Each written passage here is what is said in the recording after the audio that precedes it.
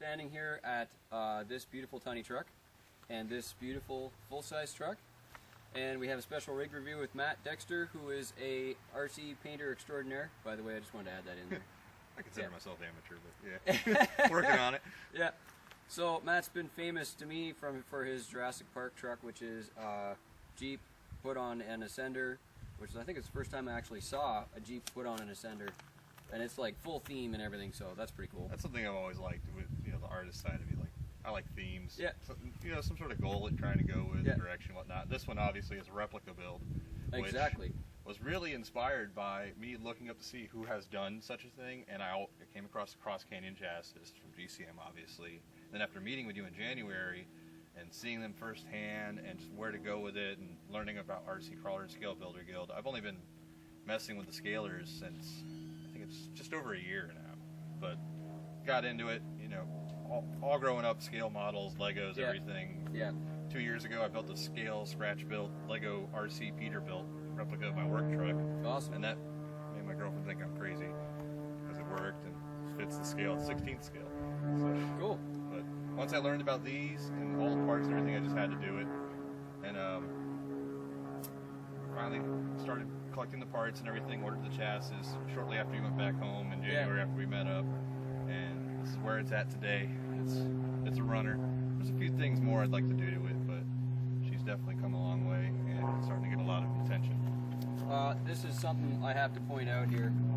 So Matt put this truck together with the cut flares and then decided after the scale model was built that the full size had to have the same fenders. So that's the right way of doing it. Yes. You build the model first and then fix your truck to match. A little bit of backstory.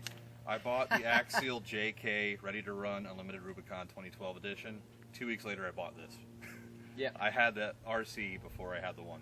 Perfect. 2 weeks later I found this. Had to have it, had the rack on it and everything. Yeah. Good to go. It's really nice. You got matching wheels. And then you've done the matching I paint. cut the fenders a week ago. Yep. The next day, a guy on the Florida JK group on Facebook wanted to trade in his Jeep and turn it back to stock, and they're cut perfectly. So wow. I went down to his house at midnight when we were available. I think it was a Saturday, just last Saturday. Popped the fenders off, which is really simple to do on these modern Chryslers, by the way. And popped them back on. A couple hours later, they matched. Perfect. And now I'm going to have him trying to build a replica of his Jeep because it blew his mind that you could do this. So. Yeah, that's how people get introduced to this, right? Shout out to Michelle at Crawler Concepts for the awesome license plate because it's awesome. That really sells it to me.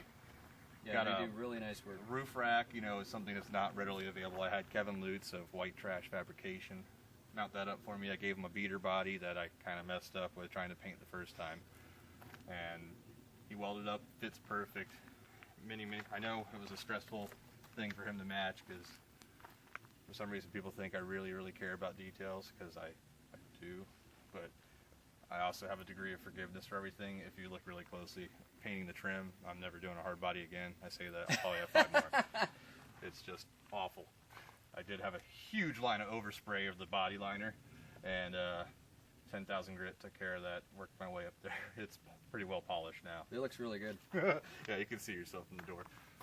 So the purpose of this rig for you, what are you going to do with it? It is a don't scratch the paint build. DSTP. That is... Of course, one of my favorite things.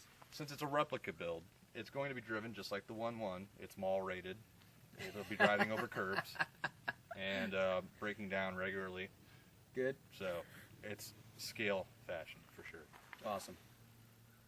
Do you have anything you want to finish on this, or do you think you're done with the build? I need fender liners. I mean, I did pretty decently. Here, if we break her open, I have a couple pull tabs here on the bottom. Oh, yeah.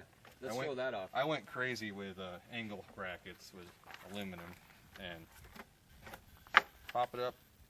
What we got here, your basic Cross Canyon chassis with the forward mount. Most of the electronics tucked up there. A couple angle brackets to hold the tiny little battery pack in place. Great.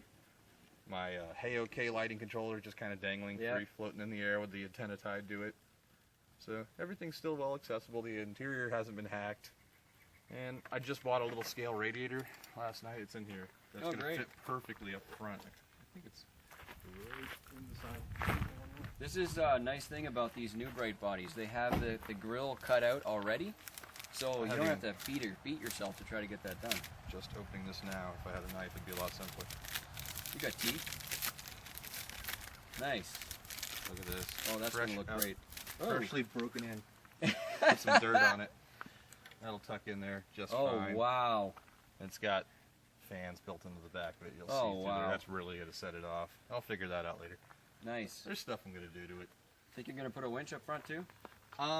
Maybe if I do that, then I'll have to put one on the 1-1, and That's then okay. I'll get crazy and That's break okay. it. So, yeah, I don't want down the line more than likely though. So this is really unique because some people have done the New Bright body on the Cross Canyon. They're a good match. But you did a New Bright on a Cross Canyon with Viterra axles. Yes, And that's that's something a I fresh really thing. like. It really matches the look of the JK44s with the more scale pumpkin, even Yeah. though it's not offset.